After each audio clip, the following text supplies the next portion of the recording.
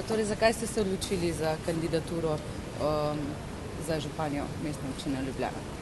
Odločila sem se na pobudo mestnega odbora Nove Slovenije, tudi na pobudo vodstva stranke, ker želimo dati Ljubljani še eno drugo priložnost, en drug obraz, kar bi počasi morda za Ljubljano bilo tudi zanimiva sprememba.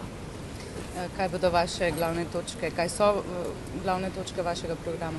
Glavne točke smo zapisali v takem priložnostnem flyerju, ki ga danes ponujamo tudi vam, in te glavne točke so, da bi bila Ljubljana zdrava, urejena in pa varna.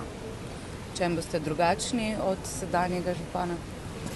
Ta drugačnost bo gotovo tudi v tem, da sem ženska, da ženske delujemo nekoliko drugače in da si bomo prizadevali poiskati in najti v Ljubljani tiste stvari, za katere smo že zdaj sklepali in mislili, da bi bile lahko drugačne in da je sedaj naša priložnost, da jih spremenimo.